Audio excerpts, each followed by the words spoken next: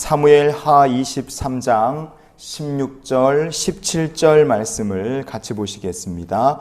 세 용사가 블레셋 사람의 진영을 돌파하고 지나가서 베들레헴 성문 곁 우물물을 길어 가지고 다윗에게로 왔으나 다윗이 마시기를 기뻐하지 아니하고 그 물을 여호와께 부어 드리며 이르되 여호와여 내가 나를 위하여 결단코 이런 일을 하지 아니하리이다. 이는 목숨을 걸고 갔던 사람들의 피가 아니니까 하고 마시기를 즐겨하지 아니하니라. 세 용사가 이런 일을 행하였더라. 아멘. 다윗에게는 다윗이 평생 잊지 못할 정말 고마운 사람들, 기억된 세 용사가 있습니다.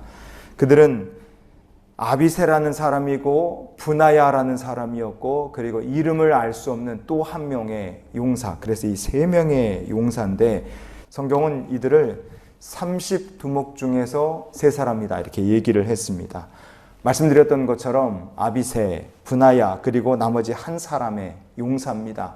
그렇게 세 사람인데 이 세 사람이 왜 다윗이라는 사람의 마음속에 평생토록 기억되고 고마운 사람들이 될 수 있었을까? 그것은 이들이 정말 특별한 용사들이었기 때문에 그렇습니다. 오늘 이 말씀을 통해서 우리를 향하신 하나님의 마음을 좀 나눠봤으면 좋겠습니다. 일단 이들도 한 사람 한 사람이 탁월한 용사들이었습니다. 23장의 18절 말씀해 보시면 또 스루야의 아들 요압의 아우 아비새니 그랬습니다. 이 아비새는 세 용사 중에 우두머리 격이었는데 창을 들고 300명을 죽여서 세 사람 중에서 이름을 얻었다 이렇게 얘기합니다. 요셉 바세벳 같은 사람은 혼자서 800명을 싸워서 무찌를 만한 대단한 용사였죠. 그의 비교는 조금 부족하지만 그래도 혼자서 300명을 무찌를 만큼 아비새는 대단한 용사였습니다. 브나야는 어떤 사람이었느냐?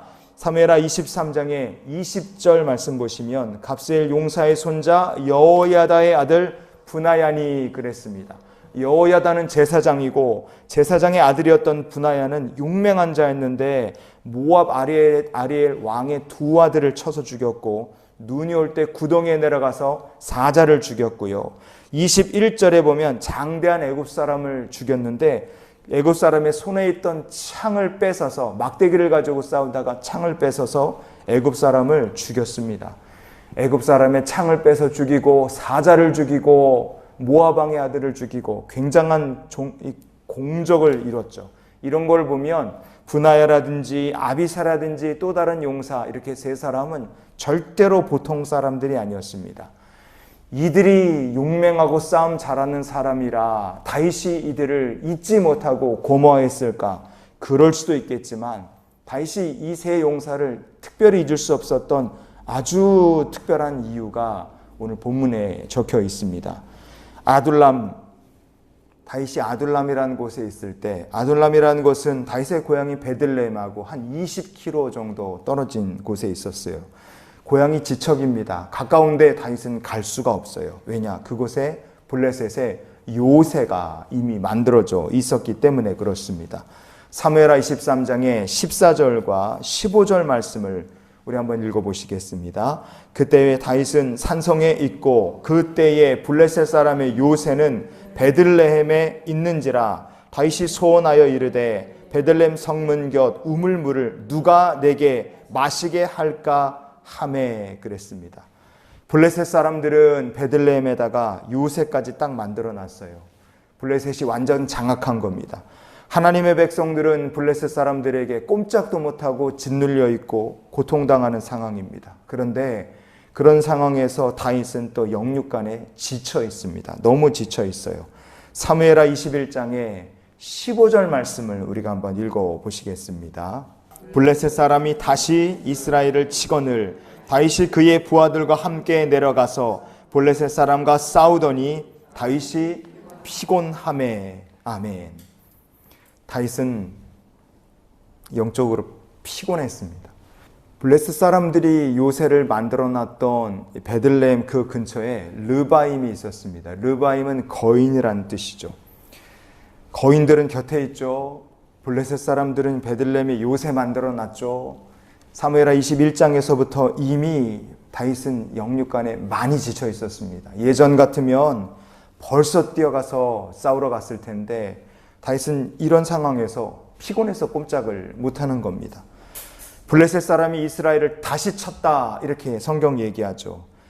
끊임없는 블레셋의 공격에 다윗은 지쳐버린 겁니다. 마귀가 이렇게 역사합니다. 오늘 패하고 도망가면 이 마귀란 녀석이 내일 또 와요. 참 지독하죠. 그러다 보니까 오늘은 영적으로 충만하고 주를 의지하여 승리했지만 어느 순간에 보면 또 공격하고 또 미혹하니까 하나님의 백성들이 지쳐나가 떨어지고 피곤함을 느낄 때가 있다 이겁니다. 다윗이 딱 그러했어요.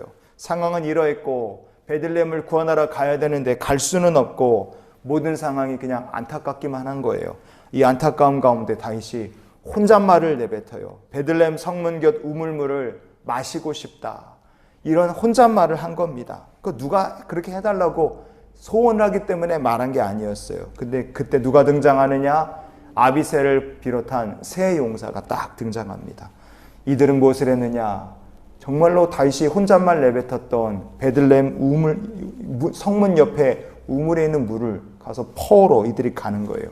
물 한 모금을 떠러 가기 위해서 블레셋의 요새로 쳐들어간다. 이게 무모한 일이고 어찌 보면 어처구니가 없는 일입니다. 그런데도 이 세 용사는 그냥 블레셋 요새로 돌파해 들어갔어요.